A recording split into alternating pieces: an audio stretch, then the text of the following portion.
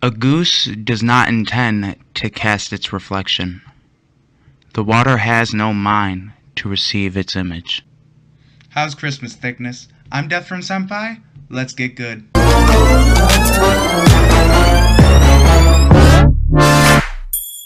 when the storm hits you. That's it, Brian? Yes.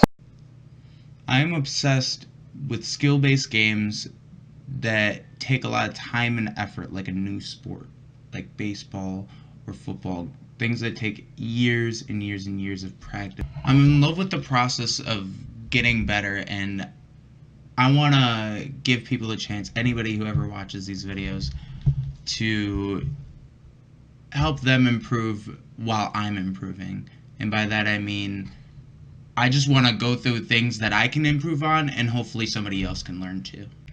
So our first clip is going to be this early game fight. I come in super hot on this guy, like fire. But then right here, I make a mistake right away. What did I do that was so wrong?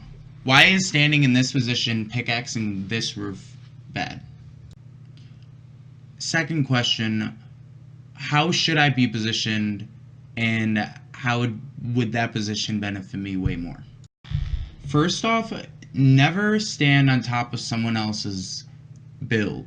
If that is his floor right there that I'm standing on, I should not be standing on it, because he can edit me down at any time and I wouldn't have the reaction time. Nobody has the reaction time to be ready to be edited down unless you're asking to be edited down. Second, I'm standing on a box that is completely his. This entire box that we're standing on is his. Well, Senpai, why is that significant? Well, because, listener, anytime all those walls are his, he can put a trap on any of those.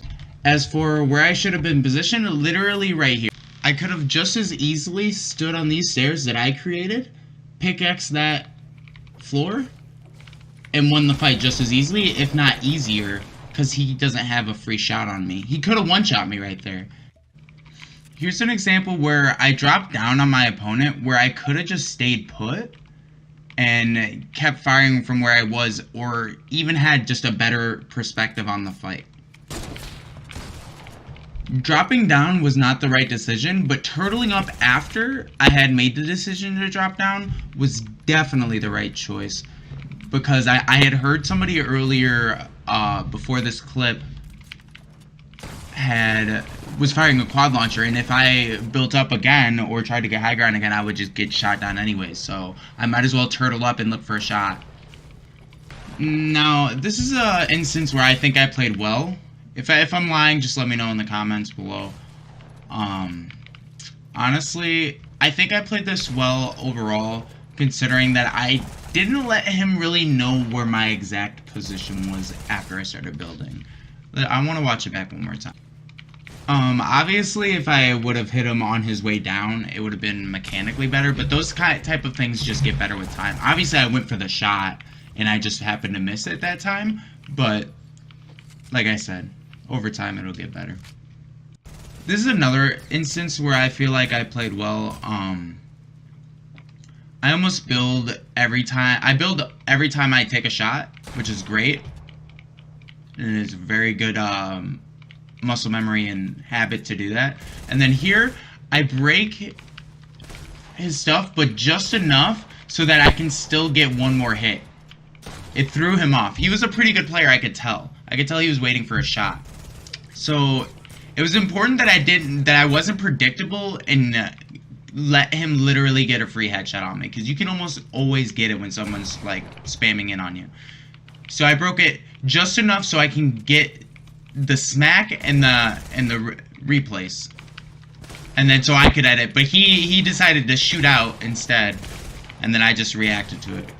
I think it's also important to note that I positioned my body. I kept moving to the left as I was editing, so that when I did edit, he wasn't just had a shotgun there and ready. I was unpredictable, and I made sure that I was left enough that I could get a shot and peek when I wanted to, but he couldn't automatically get a free headshot by just staring through my wall.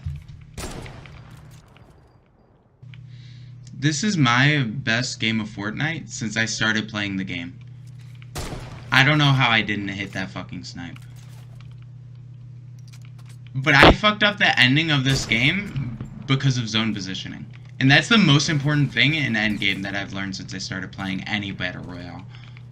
At the end of the game, your positioning with the zone is so important. And here I fucked it up, because here they're going to launch pad. They're going to go behind me where the zone is, which is, the zone's in the perfect spot for anyone who's already there, or anybody that can get there fast.